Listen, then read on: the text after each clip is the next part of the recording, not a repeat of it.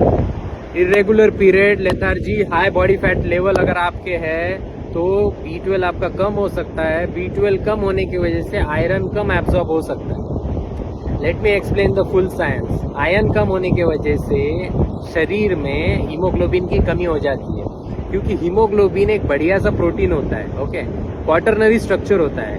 Quaternary structure यानी कि एक लीनियर स्ट्रक्चर होता है अमाइनो एसिड का, A1, A2, A3, A4। ये दो अमाइनो एसिड लीनियर मिल गए तो बन गया सेकेंडरी, दो सेकेंडरी मिल गए टर्शरी 4 होते हैं हीमोग्लोबिन के ऊपर, और बीच में होता है आयरन, और उसके ऊपर आता है फिर ऑक्सीजन। ओके, हीम होता है, हीम कंटेनिंग होता है। ओके, सो ये जो आयरन है ये बहुत ज्यादा इंपॉर्टेंट है। हीमोग्लोबिन जनरली कम होता है, एनीमिया हो सकता है बहुत सारी महिलाओं को जिनको PCOS है, यानी कि हार्मोनल इम्बैलेंस है, पीरियड रेगुलर नहीं है। अभी पीरियड रेगुलर नहीं है, इसका मतलब क्या हो रहा है समझने की कोशिश करो। प्रोजेस्टेरॉन इनके अंदर कम हो रहा है, ईस्ट्रोजन भले ही ज्यादा है। या तो ईस्ट्रोजन डोमिनेंट हो सकता है ये इंसान, या फिर हो सकता है ईस्ट्रोजन कम और प्रोजेस्टेरॉन भी कम। प्रोजेस्टेरॉन रिस्पॉन्सिबल होता है पीरियड सही टाइम पे होने के लिए। कैसे?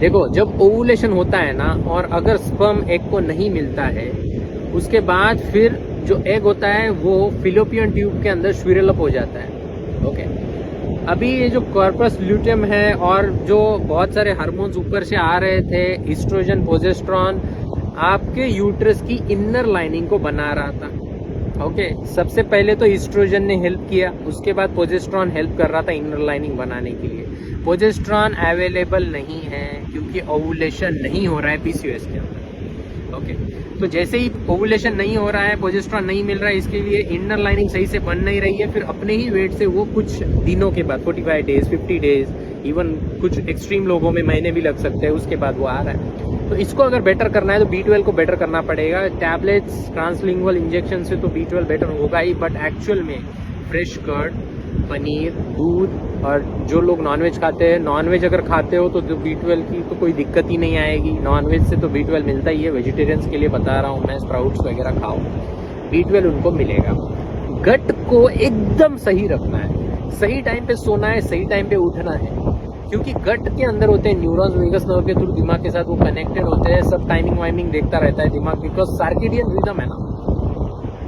तो सार्केडियन रिदम को मेंटेन करो, गट को हील करो। गट में बैड बैक्टीरियाज, गुड बैक्टीरियाज, अगर बैड बैक्टीरियाज बढ़ रहे हैं, डिस्बायोसिस हो रहा है, तो कुछ तो करो गट के लिए। अपने फर्मेंटेड फूड वगैरह हेल्प करेगा आपके गट के लिए, फाइबर सबसे ज्यादा हेल्प करेगा। वॉचिंग प्रथमेश भोसले।